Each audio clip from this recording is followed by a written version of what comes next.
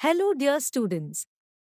Get ready for a fun audio lesson of English ahead. Here we will learn and have a great time together. Unit 8, a present for grandfather. Once a boy named Ali lived in a peaceful village in the mountains. A river ran through the village, and the villagers heard its crystal clear waters rushing past every night.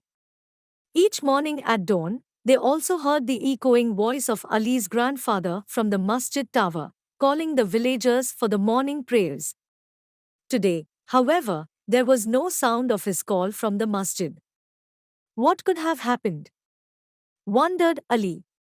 Is grandfather sick? At first, Ali wanted to go directly to grandfather's house. However, he didn't like missing the morning prayer.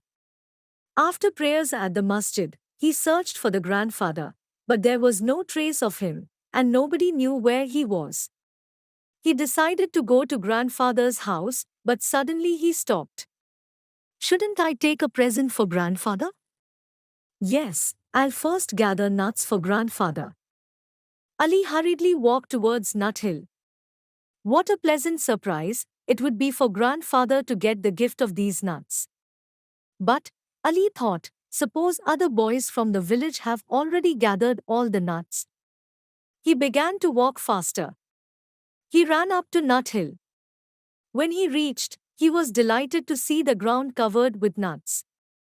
Singing merrily, Ali gathered the nuts. Suddenly, he heard voices. It must be the boys from the village, he thought.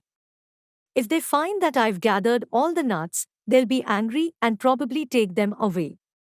Ali quickly crawled inside a clump of bushes and hid himself as best as he could.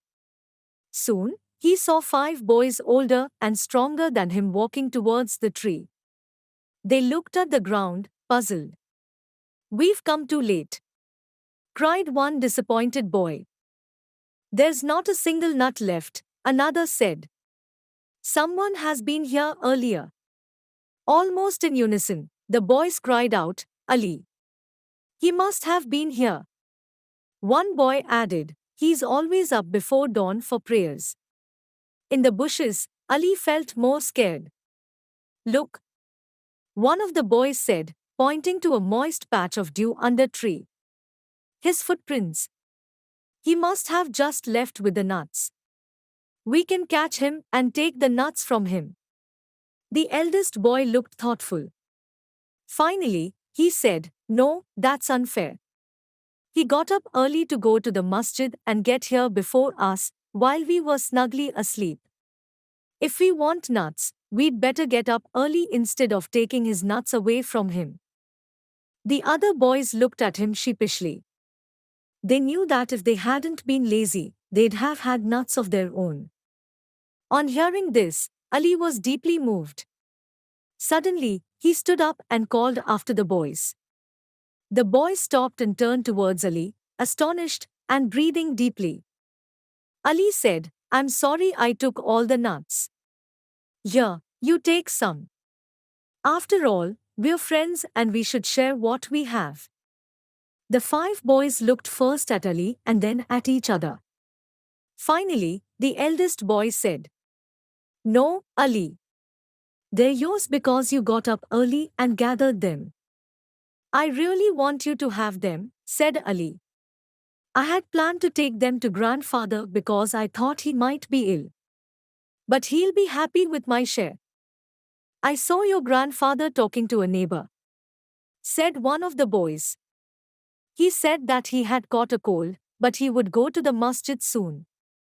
One boy then said, I have an idea. Ali will share his nuts with us, and then we'll all go and give them to grandfather. So, with their arms around each other's shoulders, the boys walked towards grandfather with his present. Keep on watching for mastering in reading, listening and speaking skills.